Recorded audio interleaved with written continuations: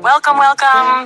Buat kalian yang baru join, jangan lupa subscribe, like, dan komen ya, supaya aku semangat buat videonya. Terima kasih.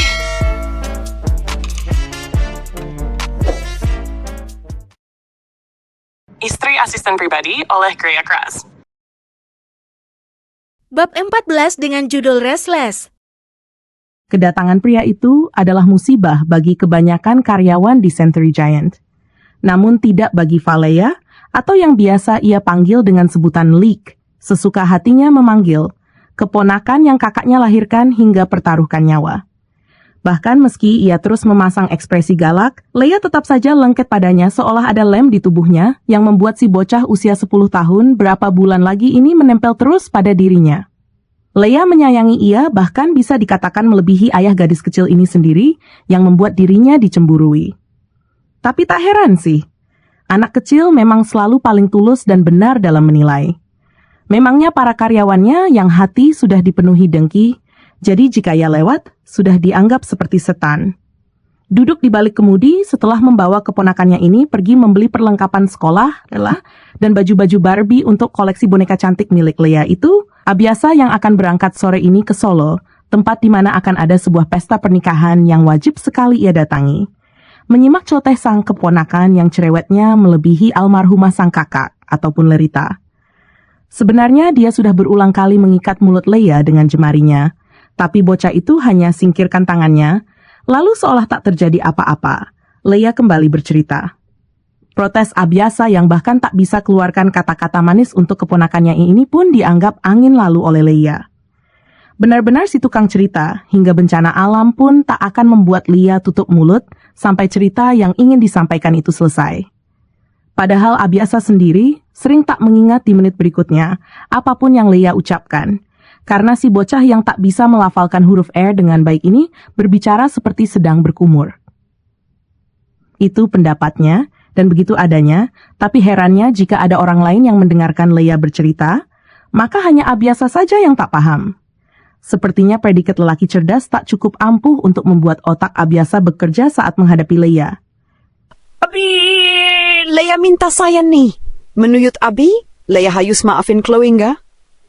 Masih fokus pada kemudinya, Abiasa yang terpaksa menjemput Leia dari rumah ayah gadis ini, lalu meringis ketika diamnya tak membuat ia berhasil menemukan secuil saja masalah yang baru saja Leia ceritakan.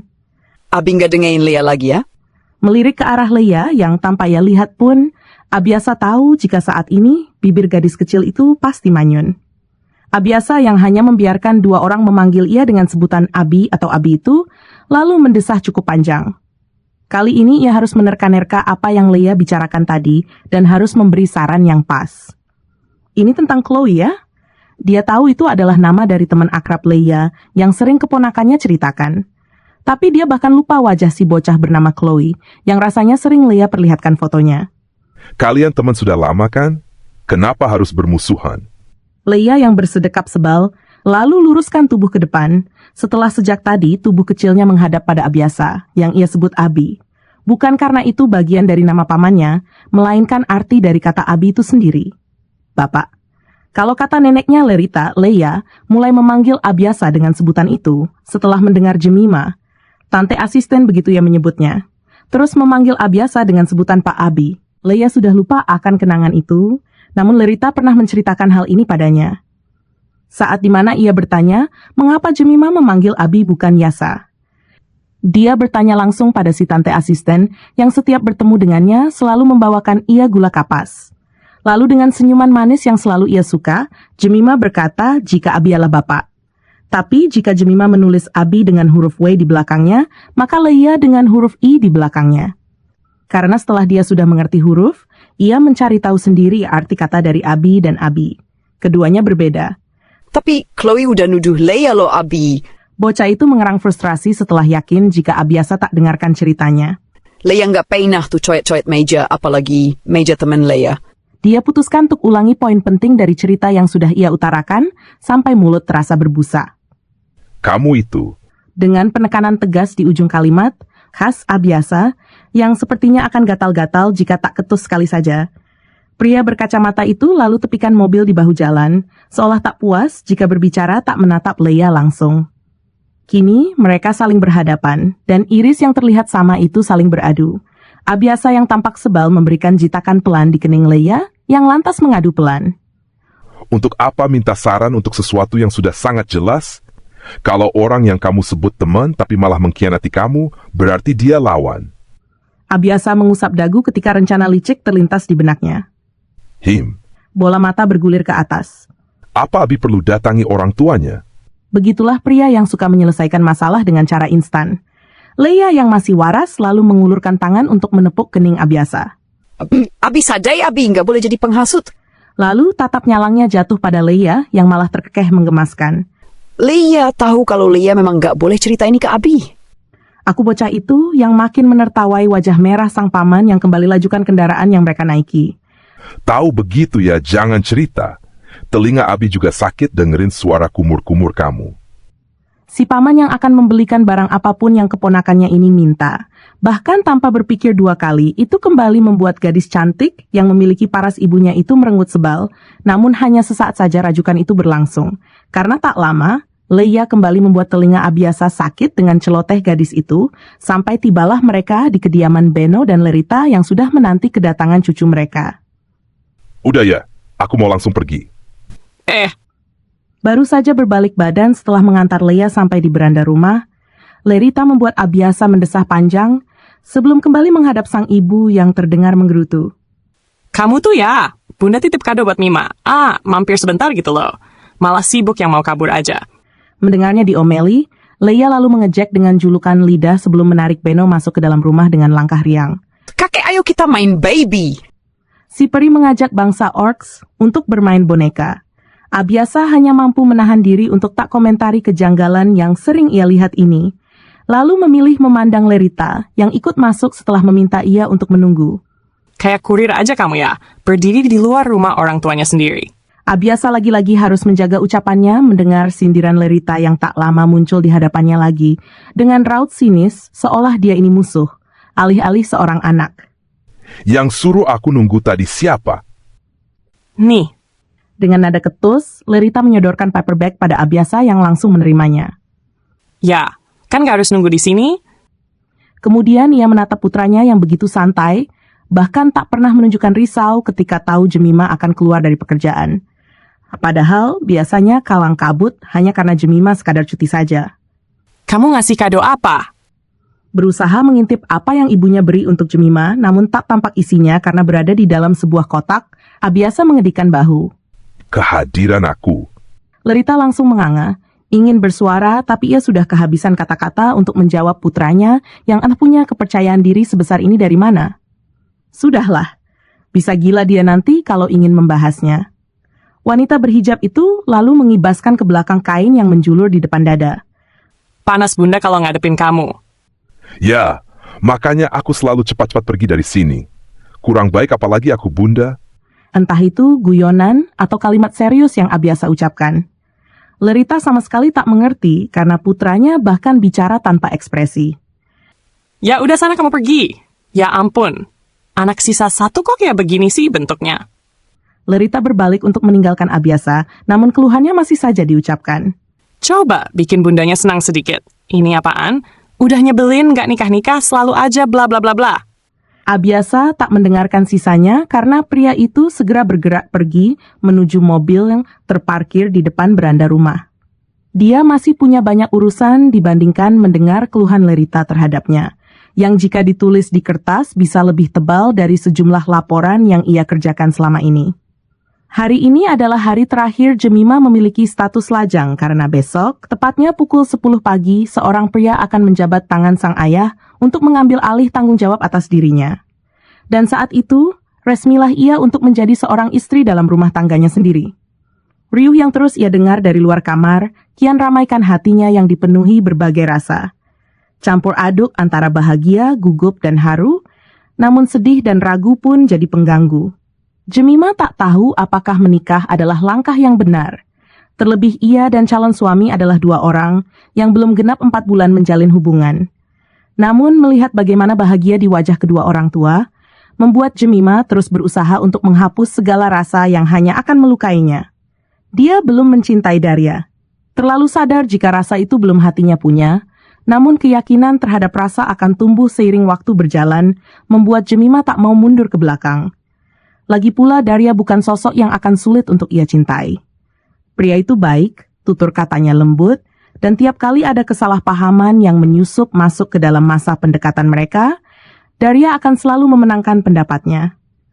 Tak ada yang kurang dari Daria selain kriteria yang belum mendekati ingin Jemima. Namun itu bukan hal yang patut dipusingkan, bukan?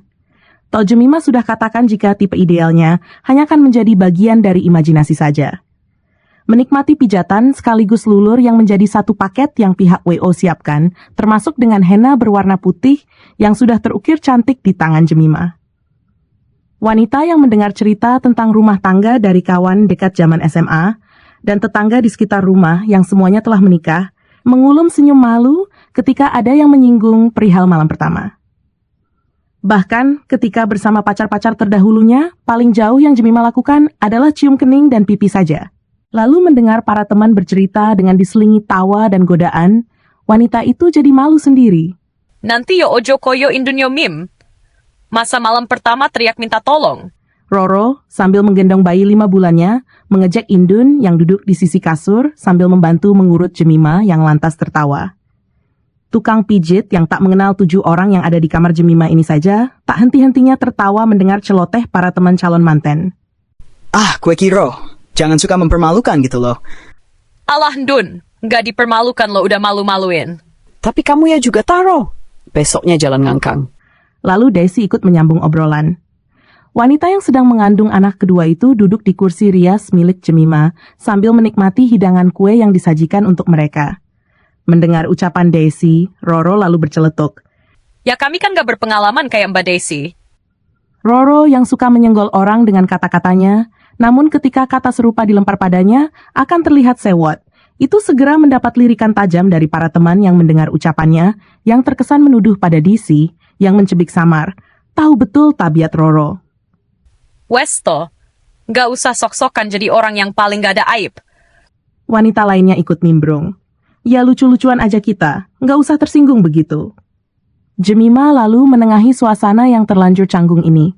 Namun tampaknya sudah merasa tak nyaman, apalagi ia lirik Daisy yang didekati beberapa teman dan berbincang sendiri, membuat komplotan. Roro pun berpamitan. Pulang dulu aku, anakku tidur. Tak berniat menghalangi, Jemima yang berada dalam posisi telungkup dan hanya kenakan kemben itu mengangguk. Hati-hati ya Ro, matur suwun lo sudah dateng. Besok jangan lupa datang lagi ya. Awas kalau ndak dateng. Mau ketemu juga sama Daria aku. Udah lama nggak ketemu dia sekalinya ketemu di nikahan kamu. Berusaha bersikap biasa saja, Roro lalu terkekeh. Wanita ibu 2 anak ini mengaku mengenal Daria. Bukan hanya sekadar kenal nama, bahkan keduanya pernah menjalin hubungan beberapa tahun silam, jauh sebelum memutuskan untuk menikah dengan suaminya saat ini. Jadi, selain membicarakan banyak hal, Roro juga ceritakan tentang Daria dan bagaimana kedekatan keduanya dulu. Beberapa teman yang mendengar tampak risih, namun anehnya Jemima terkesan biasa saja, malah ia menyimak dengan baik dan sesekali malah bertanya tentang Daria.